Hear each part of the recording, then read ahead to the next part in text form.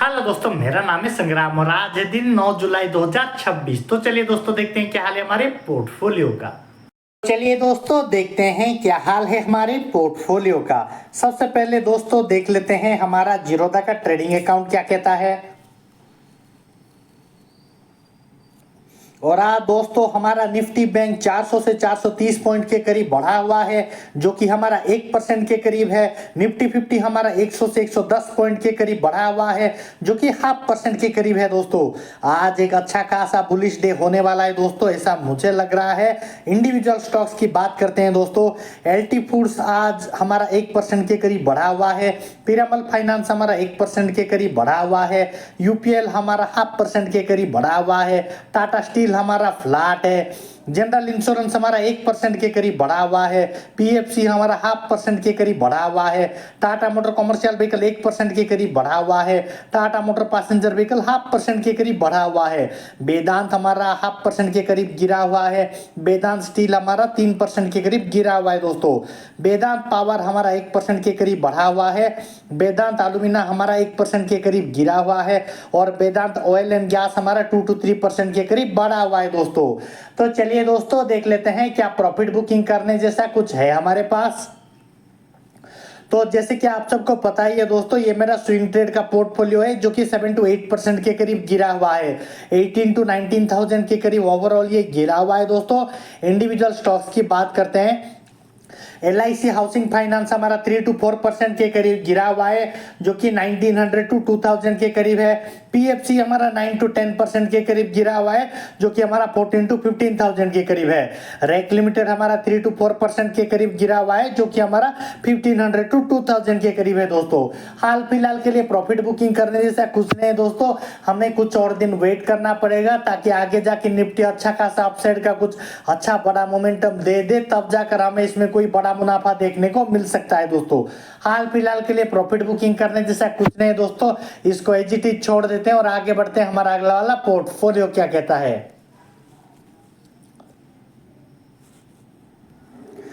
तो यह है दोस्तों हमारा कोटक न्यू का पोर्टफोलियो, जिसमें हमारा ओवरऑल पोर्टफोलियो 13 to 14,000 के करीब बढ़ा हुआ है। टोटल रिटर्न हमारा 51 to 52% के करीब बढ़ा हुआ है। इंडिविजुअल स्टॉक्स में हमारा एलटी फूड्स 52 to 53% के करीब बढ़ा हुआ है, 13 to 14,000 के करीब। विमप्लास्ट हमारा आज भी गायब है दोस्तों। ये सेलो वर्ल्ड के साथ मर्जर हो चुका है, लेकिन मर्जर पूरी तरीके से कंप्लीट हुआ नहीं है, इसीलिए हाल फिलहाल के लिए विमप्लास्ट हमारा स्टॉक अभी गायब है। नए वैल्यूएशन के साथ अगले कुछ दिनों में हमारे पास ये वापस आ जाएगा दोस्तों। तो चलिए दोस्तों आगे बढ़ते हैं। हमारा अगला वाला पोर्टफोलियो क्या कहता है।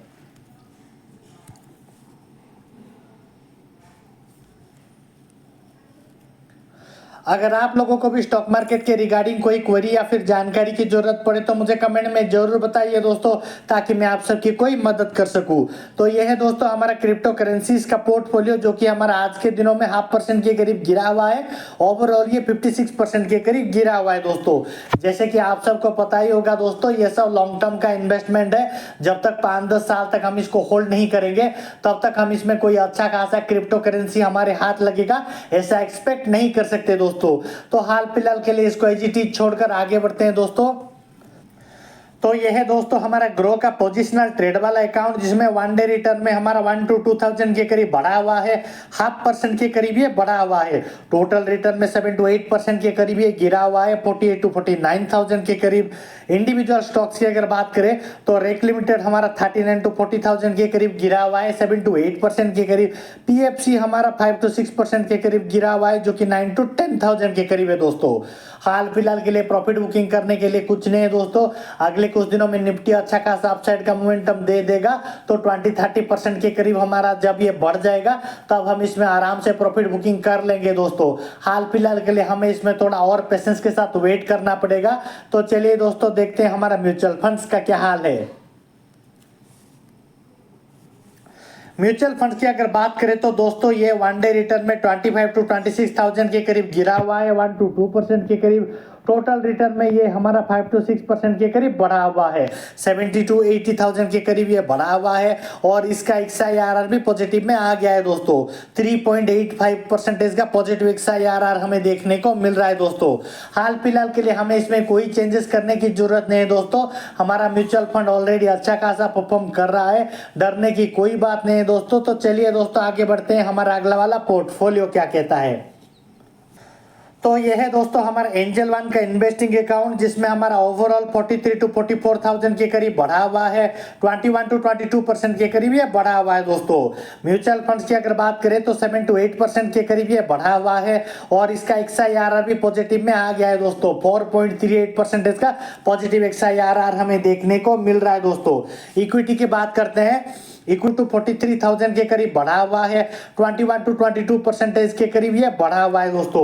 एनालाइज में देख लेते हैं, मिड कैप हमारा 45 to 46% के करीब बढ़ा हुआ है। लार्ज कैप हमारा 1 to 2% के करीब बढ़ा हुआ है। स्मॉल कैप हमारा 124 to 125% के करीब बढ़ा हुआ है दोस्तों।